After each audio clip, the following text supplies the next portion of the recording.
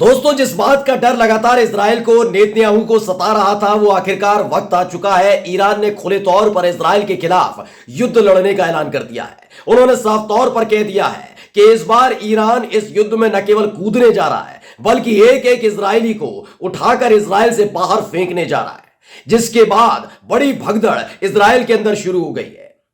बहुत सारे ऐसे इजरायली हैं जो अपना देश छोड़कर भागने के लिए तैयार बैठे हुए हैं।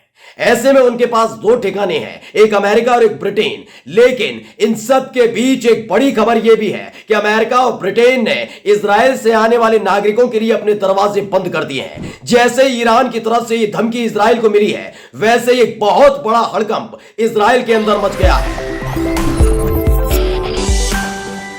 नमस्कार, मैं हूं प्रज्वल गौतम और आप देख रहे हैं द कंटा। मैं अपने इस वीडियो की शुरुआत करूं दोस्तों, उससे पहले एक छोटी सी अपील आपसे करना चाहूंगा। जो स्क्रीन पर आप नंबर देख रहे हैं, उस नंबर पर जितनी संभव मदद हो सके वो मदद कीजिएगा। और अब आपको दिखाने जा रहा हूं इस वक्त की एक सबसे बड़ी खबर। ईरान में क्या कुछ हुआ, किस तरह से हमास के एक बड़े लीडर की हत्या कर दी गई, ये तमाम चीजें अब तक मेरे सहयोगी आपको और द कंटाट के जरिए बता चुके हैं। लेकिन आज मैं बताने जा रहा हूं कि ईरान ने आधिकारिक तौर पर इजराइल के खिलाफ जंग छेड़ने का ऐलान कर दिया है। और यह ऐलान किसी ईरान की सेना के अध्यक्ष ने नहीं, बल्कि ईरान के सर्वोच्च नेता ने किया है। पहले उन्हें सुन लीजिए वो क्या कह रहे हैं।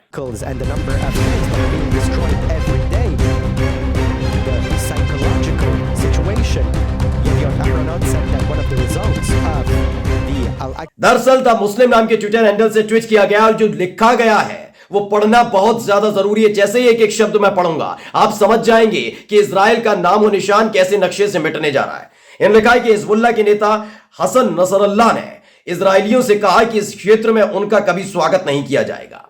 यहां आपका कोई भविष्य नहीं है। नदी से लेकर समुद्र तक फिलिस्तीन की भूमि फिलिस्तीनी लोगों के लिए है और केवल फिलिस्तीनी लोगों के लिए ही है। यह अपने आप में बहुत बड़ा बयान ईरान की तरफ से पहली दफा आया है। इससे पहले याद करिएगा, 20 दिन पहले, 20 से 25 दिन पहले मैंने आपको खबर दिखाई थी कि जब ईरान की तरफ से कहा गया था कि उनकी कोई मंशा नहीं है कि वो इजरायलियों को इस हद तक लाने पर मजबूर हो जाए कि वो समंदर में कूद जाए। वो कभी इजरायलियों के खिलाफ युद्ध लड़ना नहीं चाहते। लेकिन जिस तरह के हालात नेतन्याहू की सनक ने पैदा किए, जिस तरह के हालात इजराइल की तरफ से पैदा किए गए, उसने हालात ये कर दिए कि ईरान को आधिकारिक तौर पर फिलिस्तीन के लिए मैदान में उतरने का ऐलान करना पड़ा है।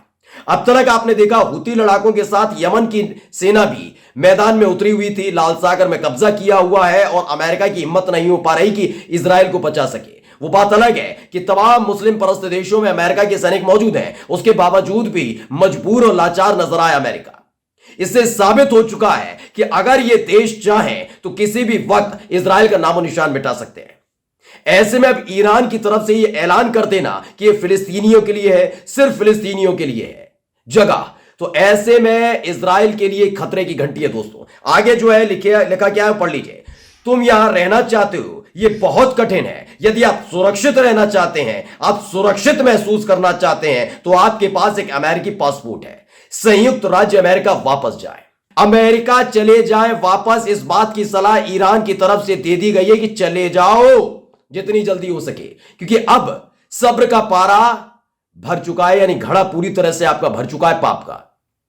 20-25 दिन पहले यही ईरान बहुत सलीके से समझाने की कोशिश कर रहा था कि वो नहीं चाहता कि आम नागरिक जो इजराइल के रहते हैं उन पर किसी तरह का हमला हो, उन्हें किसी तरह से मजबूर किया जाए कि वो भाग जाए इजराइल से।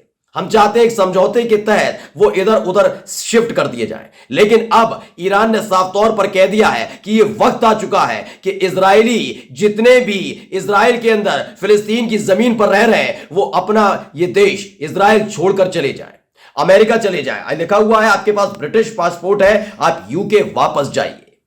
यानी एक बहुत बड़ा धमाका ईरान करने जा रहा है इजराइल के अंदर, यह साफ तौर पर बताया गया है। मिश्रा अमरीश ने भी ट्वीट किया है और जो उन्होंने भाषण दिया था वो भी मैं आपको बताऊंगा। हिजबुल्लाह के प्रमुख है नसरल्लाह, उन्होंने भी एक बयान दिया है। एक बयान इधर की तरफ से आया, हिजबुल्लाह की तरफ से भी आ गया है। उन्होंने बताया है कि इजराइल ने दावा किया यदि वो युद्ध करता है तो युद्ध तेज, निर्णायक, स्पष्ट और प्रतिशत जीत के आधार पर होगा। हम यहां 3 महीने से कोई जीत नहीं, कोई निर्णायक नहीं, कोई तेज नहीं, कोई प्रदर्शित नहीं और कोई स्पष्ट नहीं। इजराइल में एक भी व्यक्ति नहीं है जीत की तस्वीर का दावा करता। ये हिजबुल्लाह की तरफ से इसलिए दबा, आप कहेंगे ईरान इसलिए कह रहा हूं दोस्तों क्योंकि ईरान का जो है ना, ईरान बैक्ड हिजबुल्ला, यानी हिजबुल्ला जो लड़ाका संगठन है वो लेबनान में जरूर है, लेकिन हर कोई जानता है कि ईरान की तरफ से उसे हथियार मुहैया कराए जाते हैं। हिजबुल्ला हमेशा मुखौटे के तौर पर वो तमाम बातें सामने रखता है जो ईरान चाहता है। यही वजह है कि जैसे हिजबुल्ला की तरफ से यह बयान आया, इसे ईरान के आधिकारिक बयान के तौर पर माना जा रहा है। हिजबुल्ला का यह बयान अपने आप में बहुत खतरनाक माना जाता है। याद करिएगा, मैंने बहुत पहले भी आपको बताया था कि जब हिजबुल्ला ने कहा था हम आ रहे हैं, जब सीज फायर हुआ था ना, उसके बाद शांति पसर गई थी। उत्तरी इलाके में कोई बहुत बड़ी एक्टिविटी नहीं देखी जा रही थी, लेकिन अचानक से एक वीडियो सामने आई थी जिसमें हिजबुल्ला ने बताया वी आर बैक, यानी हम आ रहे हैं। और जब वो आए उसके बाद तमाम अलग अलग इलाकों में तबाही का मंजर देखने को मिला था। वैसा ही है, बताया गया है कि अल-अक्सा बाढ़ में हमास के हमले के बाद से 3 लाख इजरायली निवासियों को मनोवैज्ञानिक उपचार कराना पड़ रहा है। यदि इजरायली यहां के पास रहते हैं तो उनके लिए सिर्फ भय ही भय, यानी डर ही डर है, कोई सुरक्षा नहीं। यदि आप कहीं और रहना चाहते हैं तो अपने बैग और पासपोर्ट के साथ अमेरिका, ब्रिटेन और फ्रांस के लिए निकल जाए। यही आपका एकमात्र भविष्य है। नदी से लेकर समंदर तक फिलिस्तीनी की भूमि है, केवल फिलिस्तीनियों के लिए है। यानी अब सीधे तौर पर हिजबुल्ला ने अलर्ट कर दिया है, क्योंकि इस पूरे युद्ध में ईरान कूदने जा रहा है। क्या लिखा है आगे पढ़िए, अगर इजराइल लेबनान पर युद्ध छेड़ता है तो हमारी लड़ाई में कोई सीमा, नियम या नियंत्रण नहीं होगा। जो कोई भी हमारे साथ युद्ध के बारे में सोचेगा उसे पछताना पड़ेगा। हमारे साथ युद्ध करना बहुत बहुत महंगा पड़ेगा। बताया गया है कि शेख साले अल अरोरी की हत्या, जो हमास के एक लीडर है, उनकी हत्या एक खतरनाक अपराध है जो अनुत्रित है या दंडित हुए बिना नहीं रहेगा। याद करिएगा, हाँ, मोसाद जो इजराइल की खुफिया एजेंसी है, उसके लिए तमाम तरह की कहानियां पश्चिमी देशों से लेकर अलग अलग देशों में सुनाई जाती रही। उसकी अलग अलग कहानियां कि जब जब इजरायलियों पर कुछ हुआ, इजराइल की खिलाड़ियों पर कुछ हुआ, इजराइल के अधिकारियों पर कुछ हुआ, तो मोसाद के अधिकारी थे, ये खुफिया एजेंसी के एजेंट थे कि ये कहीं पर भी घुसकर किसी भी देश के अंदर छिपा हो उनका अपराधी, उसे ढूंढ कर मार देते थे। ये कहानियां आपने बहुत सुनी, डालकर देख ली मोसाद की कहानियां।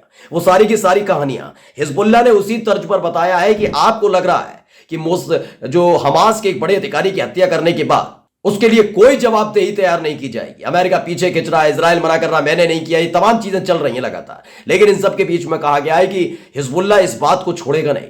हमास के लीडर की जो हत्या की गई है उसको लेकर जवाब देना होगा।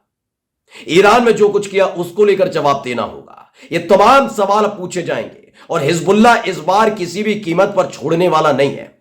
साफ तौर पर यह इसलिए है क्योंकि लगातार आपको मैंने बताया कतर और मिस्र ने बीच में आकर किस तरीके से इजराइल और हमास के बीच सीज फायर कराया था। उस वक्त यह हिजबुल्ला ही था जो शांत बैठ गया था। उसने कहा कोई बात नहीं, सीज फायर हुआ है, हमास के लिए लड़ रहे हैं, फिलिस्तीनियों के लिए लड़ रहे हैं, तो कोई दिक्कत नहीं, इनके बीच सीज फायर हुआ। लेकिन उसने अब साफ तौर पर संकेत दे देती है कि किसी भी तरह का सीज फायर मान्य नहीं होगा।